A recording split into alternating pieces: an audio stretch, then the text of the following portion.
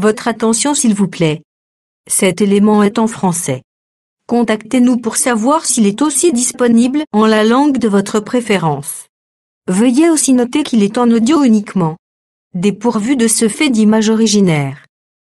À présent, nous vous convions à suivre, depuis christequality.com et evangileeternel.com, la rubrique Bible mot à mot, ou l'explication prophétique de toute la Bible, livre par livre, chapitre par chapitre, verset par verset, mot à mot. Elle est présentée aujourd'hui par Le docteur Alain Zuzi Condé, ministre de l'Évangile éternel. Tous les enseignements du docteur Alain Zuzi Condé sont disponibles sur christequality.com/alaincondé.html. Bonne édification au nom de notre commun Seigneur et Dieu Jésus-Christ. Amen.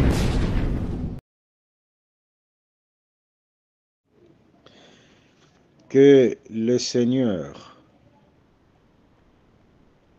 tourne sa face vers vous et qu'il vous accorde la paix. Nous sommes dans la Bible mot à mot et tout ces temps, nous sommes en train de glaner dans les livres des Cantiques des Cantiques. Ce soir, par la grâce de Dieu, nous allons toucher Cantique chapitre 7. Nous prenons les Écritures, Cantique chapitre 7, le verset 1. Reviens, Soulamite. Soulamite, c'est la bien-aimée, c'est la femme. Reviens afin que nous te regardions. Qu'avez-vous à regarder la Soulamite? Comme une danse de deux cœurs. La Soulamite est comparable à une danse de deux cœurs. C'est-à-dire, lorsqu'on regarde la Soulamite, on voit deux portions dans la Soulamite. C'est-à-dire, dans cette femme, on voit deux portions. C'est comme dans le livre des Ruth, chapitre 4, le verset 11. Ici, la Soulamite, la bien-aimée, la femme, devient Ruth. Dans Ruth, chapitre 4, le verset 11, Ruth était comparable à deux femmes. C'est-à-dire, en Ruth, on voit Léa et on voit aussi Rachel. Là, c'est dans Ruth, chapitre 4, le verset 11. Lorsqu'on regarde Ruth, on voit en lui deux portions. C'est la même chose avec la bien-aimée, avec la Soulamite. Les deux cœurs, ce sont les deux portions. Ok. C'est-à-dire, dans cette femme, comme dans Ruth, il y a la portion de Léa et il y a la portion de Rachel. C'est-à-dire, il y a la portion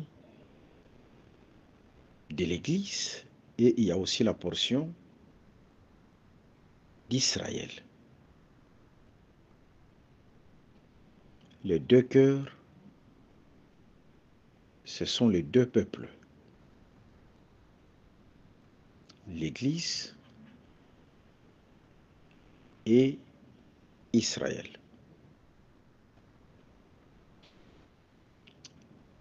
C'est comme dans Apocalypse chapitre 12. Là, on voit une femme enveloppée du soleil, la lune sous ses pieds et avec une couronne des étoiles, de 12 étoiles. Alors, dans cet aspect, la femme avec les luminaires font partie du 4e jour de la création visible. Dans Genèse chapitre 1, le verset 14 à 18, les luminaires ont été placés dans les ciels. Et la femme, entourée de luminaires ou revêtue de luminaires, cette femme prend la portion d'une femme céleste. Par rapport à Galates chapitre 4, elle devient la Jérusalem d'en haut. La Jérusalem d'en haut, c'est l'Église. Mais à un certain moment, on verra cette femme dans les déserts. Les déserts, c'est la terre. On la voit sur la terre. Et directement, la femme devient la Jérusalem d'en bas. La Jérusalem d'en bas ou Israël. Vous voyez, dans cette femme, dans le livre d'Apocalypse chapitre 12, on voit 2 portions dans cette femme. De la même manière, la Soulamite, comme une danse de 2 cœurs, dans la Soulamite, il y a 2 portions. C'est comme dans Ruth, il y a Léa et Rachel. Le verset 2. Que tes pieds sont beaux dans ta chaussure, fille des princes. Les contours de ta hanche sont comme des colliers, œuvre de main d'un artiste. Vous voyez, ça, c'est ce qui fait la beauté de la femme. Parmi les choses qui font la beauté de la femme, on voit les chaussures. On voit les chaussures. Cette femme, c'est une femme qui a les chaussures. Et ça fait partie de la beauté de la femme. Dans Éphésiens chapitre 6, le verset 15, la chaussure, c'est les ailes de la parole. C'est les ailes de la parole, la chaussure. Et dans Ruth chapitre 4, la chaussure, ça parle aussi du rachat.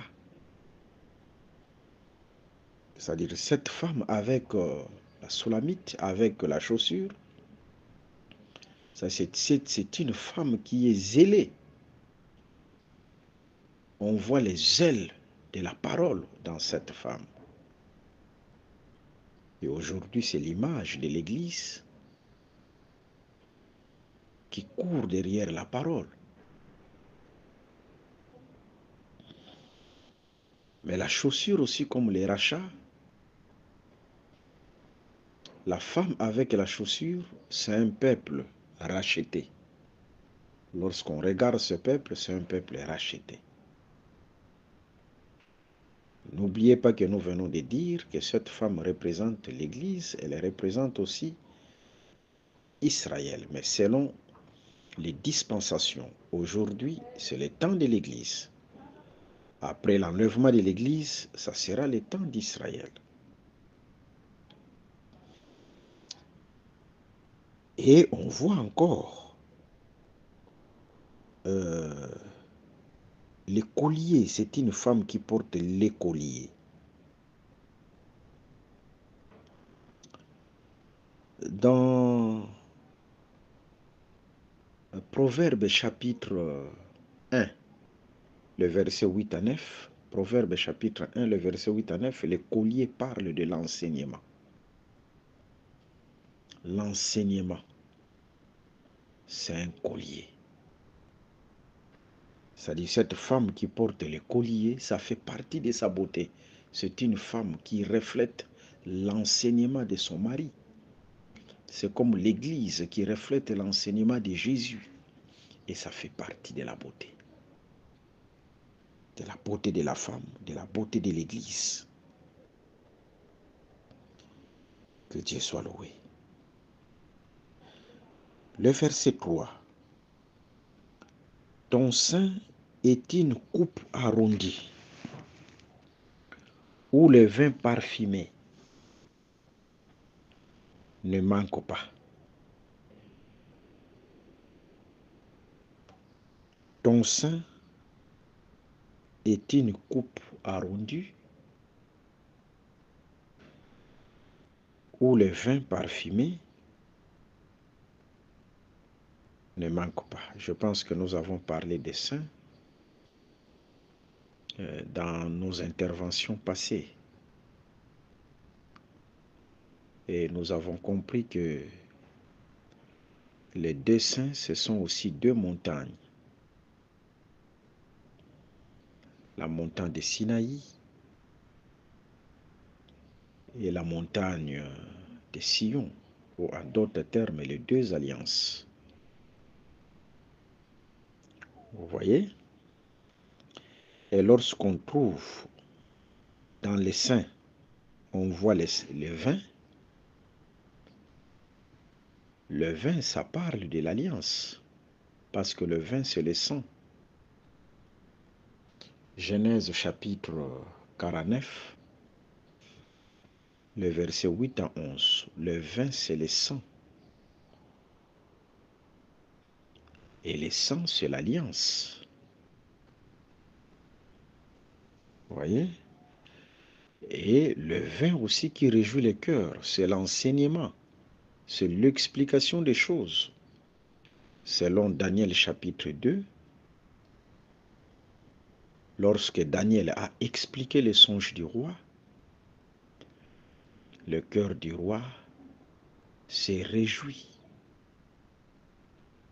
Sa colère était apaisée à cause de l'explication.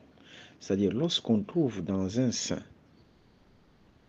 on voit le vin, c'est-à-dire dans cette alliance, c'est-à-dire la nouvelle alliance, il y a l'enseignement qui réjouit le cœur. Que le Seigneur Jésus-Christ vous bénisse. Mais la femme aussi qui porte le vin, cela veut dire tout simplement que c'est une femme qui réjouit le cœur de son mari. Parce que le vin réjouit le cœur, mais lorsqu'on voit la femme porter le vin, ça dit cette femme réjouit le cœur de son mari. C'est comme aujourd'hui, c'est l'Église qui fait la joie de Jésus. L'Église fait la joie de Jésus. Ton corps est un tas de froment entouré de lits. Lorsque on voit les froment, on comprend directement que c'est le pain, parce que le froment parle du pain. Et son corps, c'est un tas de froment. son corps, c'est le froment. Vous voyez? Ok. Dans Proverbe chapitre 6, le temps du froment, c'est à l'été. C'est à l'été, c'est le temps de la moisson. Le temps de la moisson, c'est le temps de la réjouissance. D'ailleurs, si vous prenez Psaume chapitre 4, le verset 7 et le verset 8, vous allez comprendre que le temps du froment, c'est le temps de la réjouissance. C'est comme le temps de la moisson. C'est le temps de la réjouissance. Alors, cette femme, avec le froment, l'Écriture dit ceci. C'est-à-dire la nourriture ne manque pas dans la maison de cette femme. Lorsqu'on regarde cette femme, on voit le froment, c'est-à-dire la nourriture ne manque pas dans la maison de cette femme.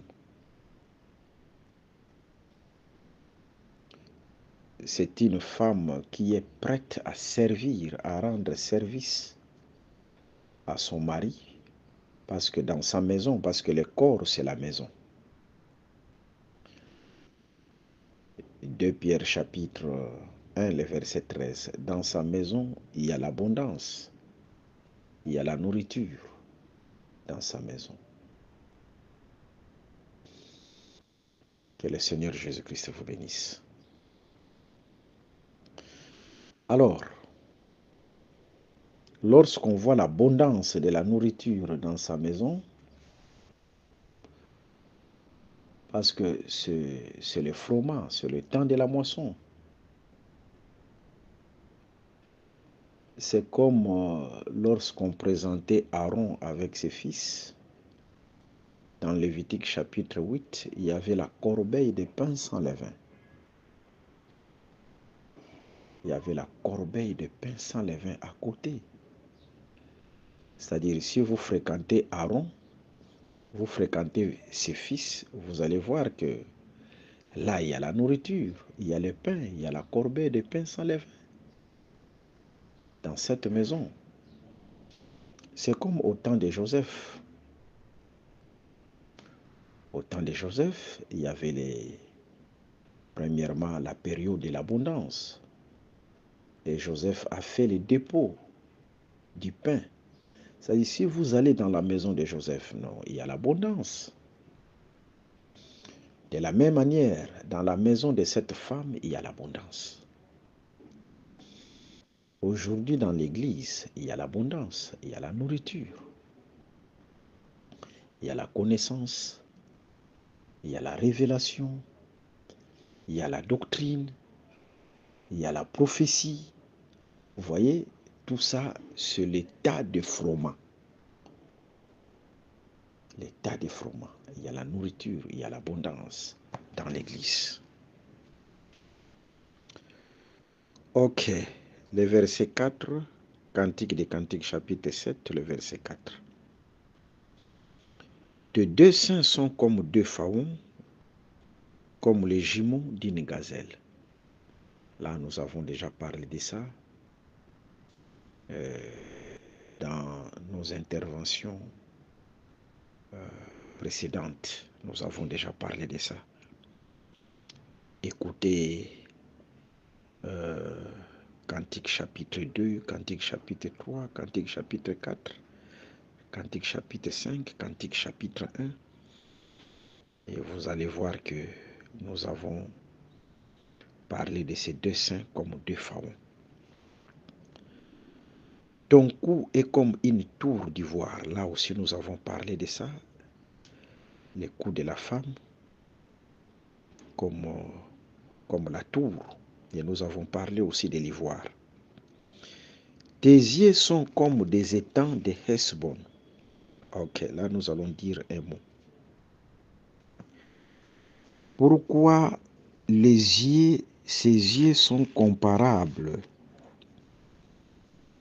On le compare ses yeux aux étangs de Hesbon. Prenons une écriture concernant Hesbon. Oui. Tes yeux sont comme les étangs de Hesbon, près de la porte de Bath-Rabben. Ton nez est comme la tour du Liban qui regarde du côté de Damas. La tour, c'est ce qui est élevé. Si vous prenez Ésaïe chapitre 2, le verset 12 à 15, la tour, c'est ce qui est élevé. Maintenant, le nez de la femme est comparable à la tour. C'est-à-dire, si je comprends bien, parce qu'ici on est en train de dessiner la femme. Cette femme avait un long nez. Il avait un long nez. Cette femme ici. Ah, que Dieu soit loué. Mais prenons d'abord Hesbon. Nous sommes dans Nombre chapitre 21. Nombre chapitre 21, le verset 27 à 28. Nombre 21, 27 à 28. C'est pourquoi les poètes disent, venez à Hesbon, que la ville de Sion soit rebâtie et fortifiée. Car il est sorti un feu de Hesbon, une flamme de la ville de Sion. Vous voyez, ici, dans Nombre chapitre 21, le verset 27 à 28, on remarque de Hesbon sort un feu. Il y a le feu qui sort de Hesbon. C'est-à-dire les yeux comme les étangs de Hesbon, directement nous comprenons que ce sont les yeux rouges, les yeux comme flamme de feu. Parce que de Hesbon sort le feu. Ce sont des yeux comme flamme de feu. Dans les Saintes Écritures, il y a des yeux comme les colombes. Ce sont les yeux de l'affection. Mais les yeux comme le flamme de feu, ce sont les yeux de jugement. Voyez, alors la femme avec les yeux, des yeux comme flamme de feu, vous devez comprendre que dans l'Église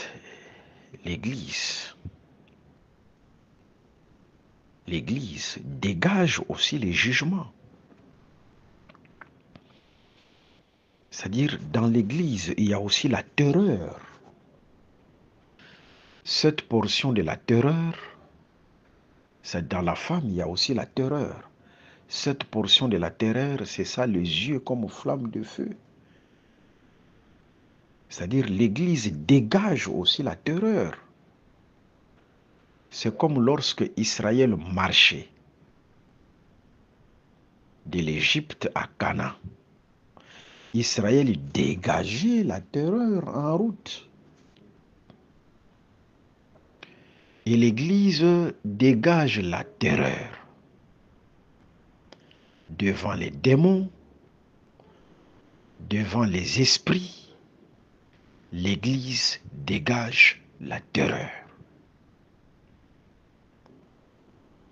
Raison pour laquelle les yeux de la femme dégagent la terreur semblable aux flammes de feu. Flamme de feu, c'est Hesbon. Ok, que Dieu soit loué. Que le Seigneur Jésus-Christ vous bénisse. Et nous disons la femme avait un long nez.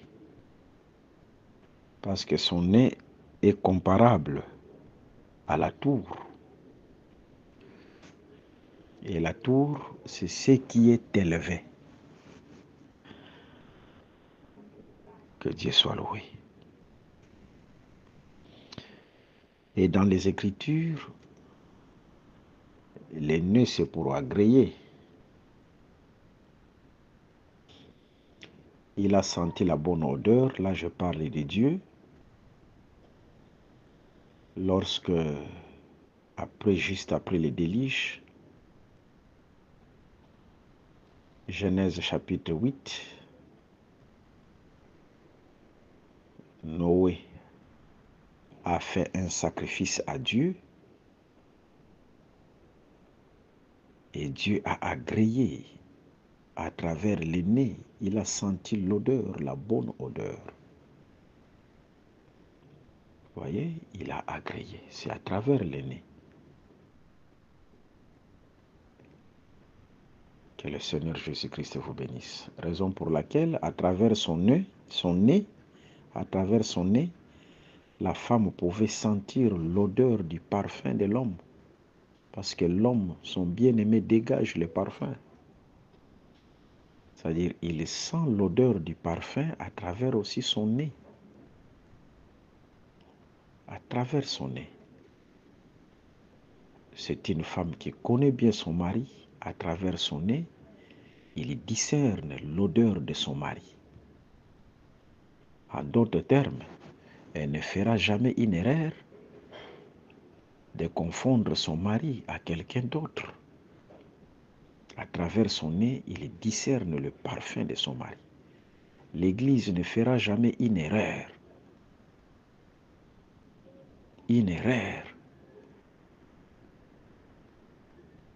d'embrasser un autre enseignement.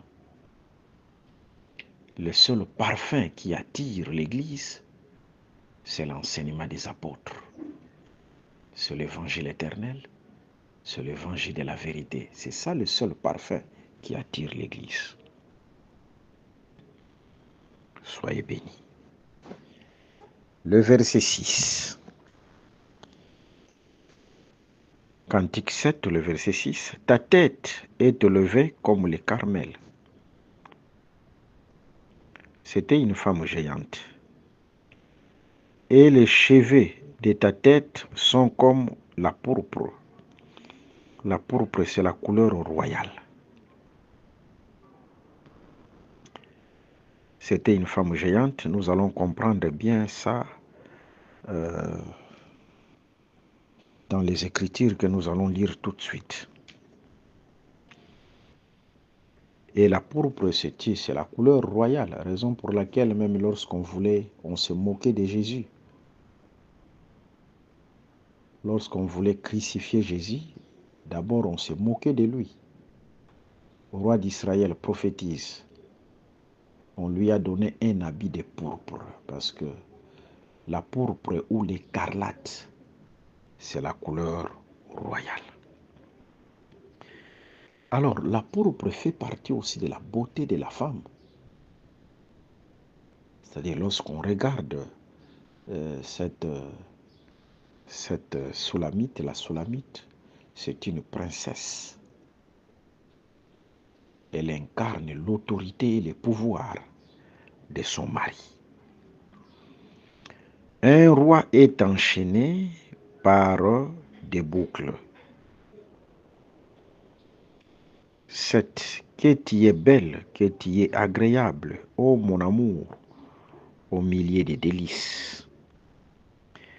8. Ta taille ressemble au palmier et tes seins à des grappes. Vous voyez, ta taille ressemble au palmier. Dans Psaume chapitre 92, le verset 12, les justes croissent comme les palmiers. Les palmiers, c'est comme les cèdres. Et le véritable palmier, c'est selon les paroles de Jean-Baptiste, lorsqu'il avait vu Jésus. Jean-Baptiste dira qu'il croisse et que je diminue. C'est-à-dire les justes croissent En réalité, le véritable juste qui croit, qui est élancé, qui nous dépasse en taille, le véritable palmier, c'est Jésus-Christ, qui le croisse et que je diminue. Alors, lorsqu'on compare cette femme au palmier, le palmier c'est l'homme, c'est le mari. Et lorsqu'on la compare au palmier, comprenez que la femme reflète le palmier, reflète le mari. C'est comme Déborah qui siégeait sous les palmiers. Les palmiers, c'est le mari. C'est une femme qui reflète son mari. Et les palmiers,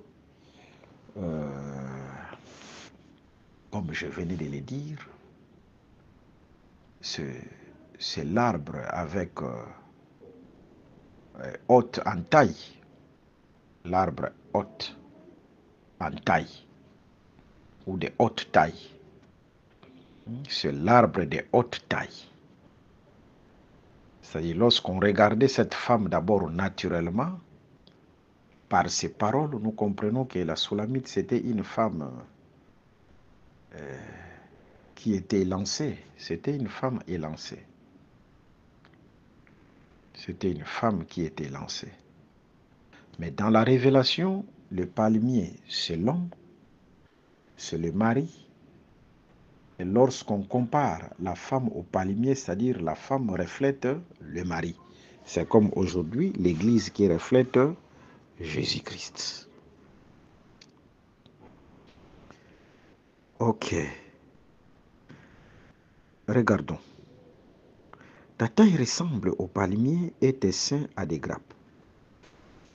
Ces seins sont des grappes. Les grappes, c'est le fruit de la vigne. Directement, nous comprenons que la femme ici, c'est une plante, c'est la plante de la vigne. Cette femme, c'est une vigne. Lisons d'abord. Je me dis, je monterai sur le palmier, j'en saisirai les rameaux, que tes seins soient comme les grappes de la vigne, le parfum de ton souffle comme celui des pommes. Ok. Même lorsqu'on parle de cette femme, on voit aussi le parfum de son souffle comme celui des pommes.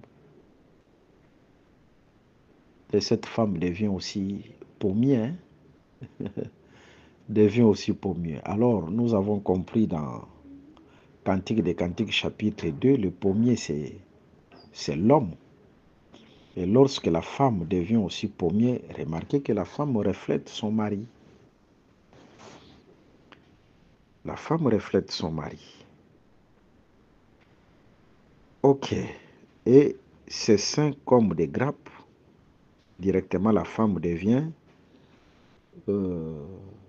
la vigne, mais la vigne qui donne le fruit. La vigne qui produit les fruits. C'est un arbre qui produit les bons fruits. Cette femme. C'est l'arbre qui donne de bons fruits. Parce que ces seins, ce sont des fruits, ce sont des grappes de raisin. Et l'arbre qui donne le bon fruit, on doit les clôturer. Selon Ésaïe chapitre 5, le verset 1 à 7. On doit les protéger. C'est une plante qui donne le fruit. On doit la protéger. On doit la garder. Et nous comprenons que cette femme, comme une plante, avec les bons fruits, c'est une femme qui est bien protégée. C'est l'image de l'Église qui manifeste la vie de Jésus. Le verset 10 jusqu'au verset 14. Et ta bouche comme un vin excellent qui coule aisément pour mon bien-aimé. et glisse sur les lèvres de ceux qui s'endorment. Ok. Bon, le vin qui sort de la bouche, en réalité, de la bouche sort la parole. Matthieu 4,4. L'homme ne vivra pas de pain seulement, mais de toute parole qui sort de la bouche. C'est-à-dire, la bouche sort la parole. Mais ici, les paroles de la femme deviennent comme le vin. C'est-à-dire, ce sont les paroles qui réjouissent son mari. Cette femme, ce n'est pas une femme impolie. Ce n'est pas une femme qui s'élève au-dessus de son mari. Mais c'est une femme soumise qui vient avec des paroles douces, semblables au vin, qui réjouissent et qui enivrent son mari. Vous voyez, c'est toujours l'Église qui fait la joie de Jésus. Je suis à mon bien-aimé. Là, c'est la femme qui parle. Et ses désirs se portent vers moi. Viens, mon bien-aimé, sortons dans les champs. Demeurons dans les villages. Ok. Ici, ce sont les désirs du bien-aimé qui se portent vers la femme. C'est comme le Seigneur, Dieu qui réclamait les sacrifices en Israël. Dieu qui réclame les sacrifices en Israël, c'est-à-dire ce sont les désirs de l'époux qui se dirigent vers l'homme. Vous voyez? Et aujourd'hui, il y a des choses que l'Église doit faire pour faire la joie de Dieu. L'Église doit poser des bonnes œuvres pour faire la joie de Dieu. Et les yeux de Dieu sont fixés vers sa femme, vers l'Église, les yeux de Jésus-Christ. Le verset 12. Viens mon bien-aimé, sortons dans les champs, demeurons dans les villages. C'est-à-dire, l'homme et la femme devaient se rencontrer dans les champs. C'est comme dans Genèse chapitre 24, Isaac et Rebecca qui devaient se rencontrer dans les champs. Sur le plan prophétique, c'est l'Église et Jésus qui vont se rencontrer dans les airs. C'est ça la rencontre dans les champs. L'homme et la femme qui se rencontrent dans les champs, c'est l'Église et Jésus qui vont se rencontrer dans les airs. Demeurons dans les villages. Oh, gloire au Seigneur. Leurs demeures, ce sont des villages. Vous savez, les villages, dans le livre d'Esther, dans le livre d'Esdras, Esdras, chapitre 9, le verset 19, Esdras, chapitre 9, le verset 19, le village, ce sont des villes. Les villages sont comparables aux villes sans murailles. Dans les villages, il n'y avait pas de murailles. Les villages n'avaient pas de murailles. Par contre, il y avait des villes avec murailles, par exemple Jérusalem. La muraille, c'est un signe de la protection, c'est-à-dire vous ne pouvez jamais toucher cette ville-là. Jésus, sur la croix, il a été livré, on l'a saisi, on s'est jeté sur lui, on s'est moqué de lui, on l'a touché. Là, Jésus était une ville sans muraille, c'est comme les villages. Mais après sa résurrection, Jésus est devenu une ville avec muraille. Là, on ne peut plus le toucher. On ne peut plus se moquer de lui. Jésus aujourd'hui, c'est une ville avec muraille. Mais les prophètes, ce sont des villes sans muraille. Si vous prenez Hébreux chapitre 11, comment le Seigneur a permis que les prophètes soient persécutés. Même dans le livre de Matthieu chapitre 23, comment on a tué les prophètes. Et lorsque les pharisiens sont venus, ils ont bâti de beaux tombeaux pour les prophètes. Vous voyez? Alors, lorsque Dieu permet que le prophète soit touché, soit persécuté, les apôtres soient touchés, soient persécutés, soient tués, les prophètes et les apôtres deviennent comme des villages, des villes sans muraille. Demeurons dans les villages. Dans les villages, c'est l'homme et la femme qui demeurent. Vous voyez, leur demeure. Vous voulez trouver Jésus? Vous voulez voir la femme de Jésus? Il se cache dans les prophètes et dans les apôtres. C'est ça leur demeure. Le verset 13. Dès le matin, nous irons aux vignes. Nous verrons si la vigne pousse, si sa fleur s'ouvre, si les grenadiers fleurissent. Ici, c'est le temps de printemps. Là, je te donnerai mon amour. Il faut faire très attention ici. Les mandragores répandent leur parfum. C'est le temps de printemps. Et nous avons à nos portes tous les meilleurs fruits, nouveaux et anciens. Mon bien-aimé, je les ai gardés pour toi. Vous voyez ici, le temps de la floraison. Les arbres fleurissent et dégagent la bonne odeur. Et nous disons, ce temps ici, selon Cantique des Cantiques chapitre 2, le verset 9, le verset 10, le verset 11, c'est le temps où la voix appelle la femme. C'est le son de la trompette d'un 1 Thessaloniciens, chapitre 4, le verset 13 à 15. Ça, c'est le son de la trompette de l'enlèvement.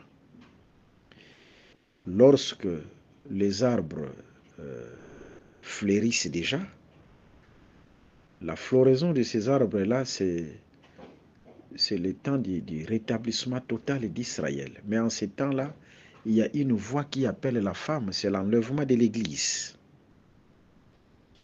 Et en ce temps-là, il y a une femme qui donnera le cœur. La femme qui donne le cœur à l'homme, après l'enlèvement de l'Église, ça sera Israël. Et ces arbres-là qui fleurissent, les grenadiers, les mandragores, il faut faire très attention, c'est le temps du rétablissement d'Israël. Et en ces temps-là, une voix appellera une femme montera sur l'enlèvement de l'Église. Soyez bénis au nom de notre Seigneur Jésus-Christ. Que le Seigneur Jésus vous fasse grâce. Qu'il pourvoie à vos besoins. Et vous allez voir, en ces temps-là aussi, il y a des fruits qui seront présentés. Il y a de nouveaux et des anciens fruits. Et là, on voit le rétablissement total d'Israël. Ces fruits-là qui seront présentés, en réalité, c'est lorsque Dieu agréera Israël comme fruit. Dieu agréera Israël comme fruit.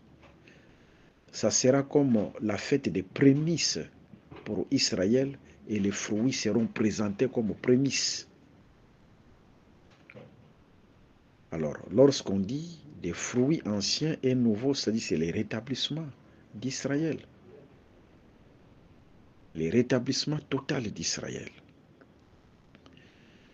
Soyez bénis au nom de Jésus. Nous rappelons nos numéros, plus 243 81 28 55 419. Plus 243 89 444 52 77. Que le Seigneur Jésus-Christ vous bénisse. Merci d'avoir suivi ce message et que Jésus-Christ vous bénisse. Si vous avez une question à l'intention de l'homme de Dieu, si vous voulez que l'homme de Dieu prie pour vous, si vous voulez vous confier à l'homme de Dieu, ou si vous voulez tout simplement bénir l'homme de Dieu, contactez-le directement si ses coordonnées sont disponibles depuis sa page. Sinon, contactez-nous et nous lui transmettrons vos préoccupations. N'oubliez pas de faire un tour à notre page évangélisation pour voir en quoi vous pouvez vous rendre utile à Christ par cette œuvre. Que Dieu vous bénisse tous. Amen. ChristQuality.com. Les cieux en un clic de la souris. Évangile-éternel.com, le site de l'Évangile éternel. Christ et Quality Fondation, équilibrer la manne ramassée dans le désert de sorte que chacun ait un maire. Branchez-vous sur ChristEquality.com ou sur évangile-éternel.com et vous attendra au rendez-vous. La radio mondiale évangile-éternel.com, enseignement non-stop. La télé prophétique, évangile-éternel.com TV. Enseignement quantique et documentaire biblique.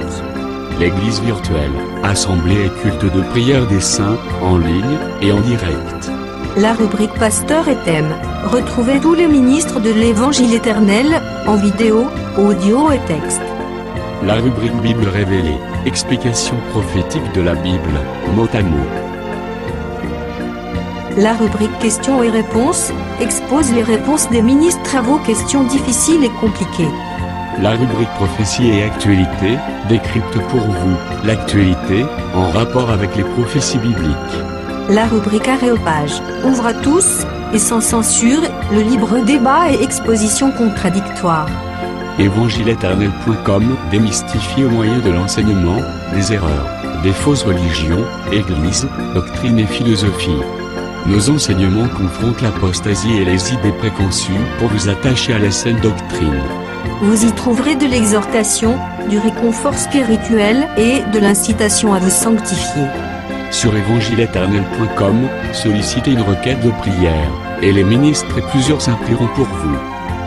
Retrouvez des cantiques chantés par des saints et des cantiques instrumentaux. Venez y apprendre d'autres langues à travers la Bible audio multilingue. Les enseignements sont en toutes les langues. évangile-éternel.com, le site de l'Évangile éternel. Motivez-nous en souscrivant à l'une de nos chaînes YouTube, celle de votre préférence linguistique. Et venez évangéliser avec nous en partageant, autant que faire se peut, notre site web, nos YouTube channels ainsi que toutes nos publications. Merci de le faire et que Jésus-Christ notre commun Seigneur et Dieu vous bénisse tous. Amen. ChristEquality.com. Les cieux sont à la portée de votre main, juste par un simple clic de la souris. Christ Equality Fondation, équilibrer la manne ramassée dans le désert de sorte que chacun ait un maire.